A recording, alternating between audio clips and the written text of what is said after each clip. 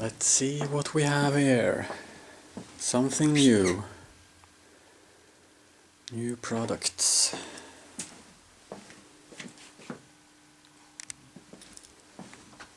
I think we should start with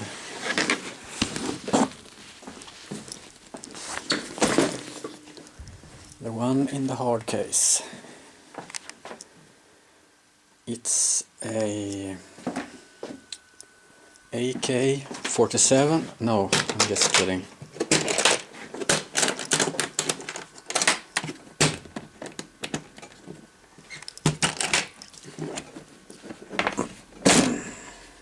Ta-da!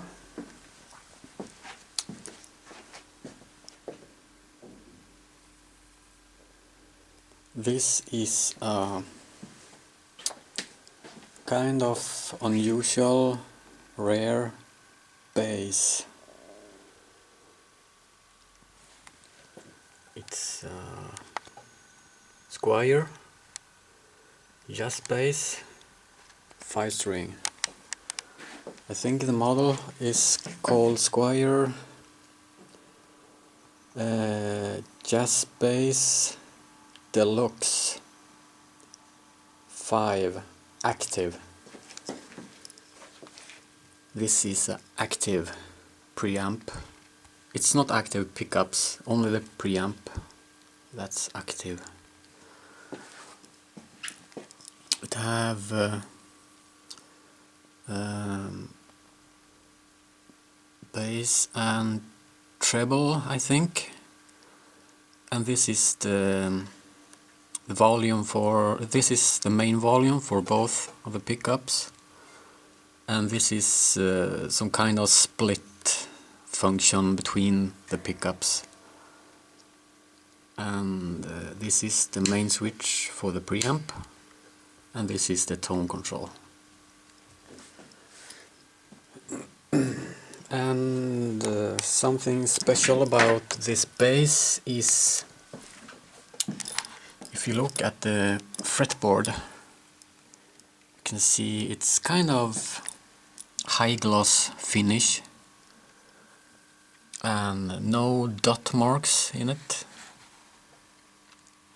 The material is called Ebonol. It's some kind of synthetic material, I think. It's not a wood. So it's something about this bass that I really like is the fretboard.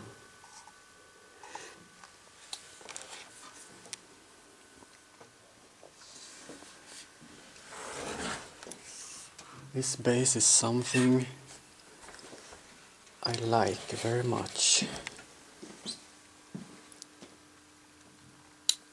And it comes with this battery box also for the preamp, which is very good.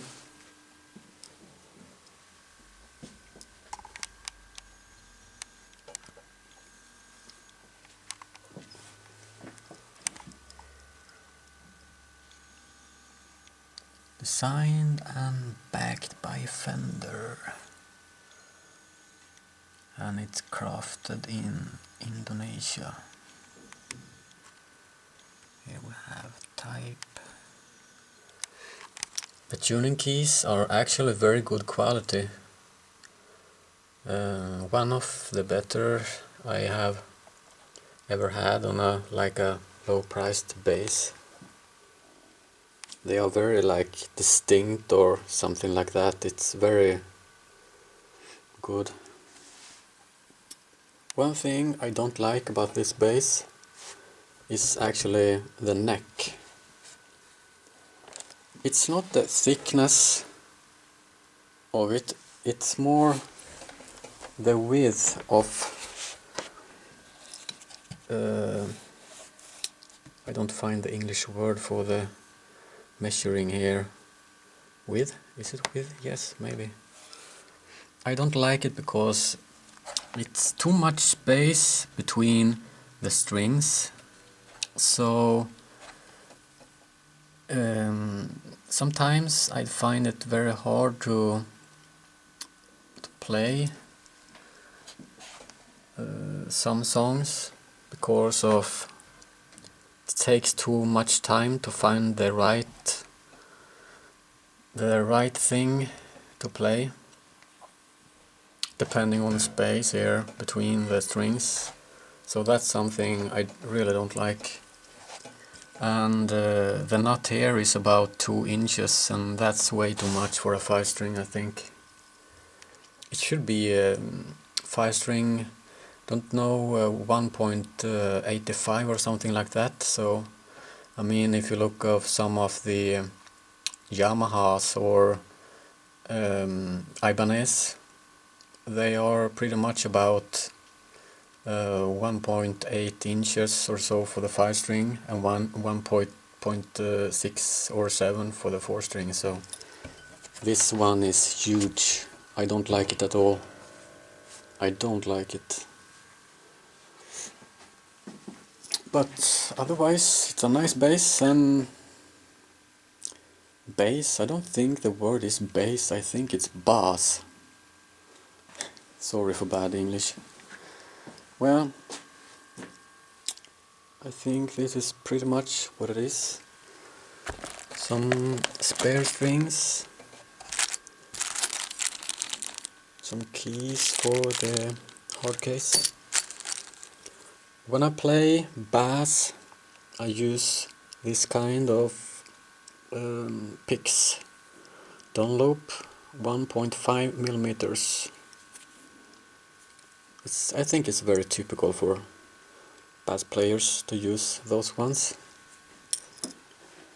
And when I play guitar, of course, I use Dunlop 0.5 millimeters. That's what I always use. So I think we should move on to the next little package I have. So this is some kind of review of this. I have to say something more about the pickups here. Those pickups are not very good. There is no, it's not very good tone in them. It's no power in them. It's more like, yeah, sure, it makes some noise, but it's kind of it's hard to explain. It doesn't really deliver some power. It's kind of fuzzy and bluesy sound or something, and it's very low. I mean, even if the preamp does a good job on this one, but it's still too low. It needs to be more power to it to deliver some good sound. And I think the pickups are about 8K or so it's not very high output. So but I mean, I can recommend this bass for people who have large hands that can manage to play on the fretboard here. I mean, I doesn't have really big hands, so it's kind of hard to play on it, but I still like it. So I don't know what more to say. Out of the box, this one needed a major adjustments, both on the bridge here and the bow on the neck.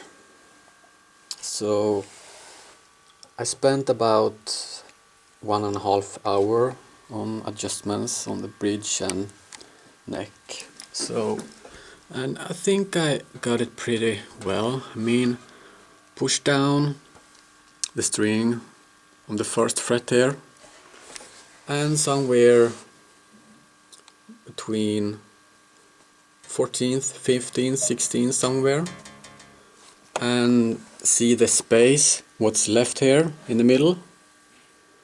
That's how you easy do a great adjustments on the neck to see what's left. And you have to push it down at the same time on the both sides, so that's where you can see what's left, and you have to compensate that depending on the thickness of the strings. So it's not very easy to adjust, make good adjustments on a bass or a stringed instrument. Yes, so that's pretty much it about this one. I like the color on the headstock there. It matches the rest of the color, so I think it's very nice. I can recommend this one, as I said before, to people with pretty large hands, and to compare to the price, I think you get very much for the money, much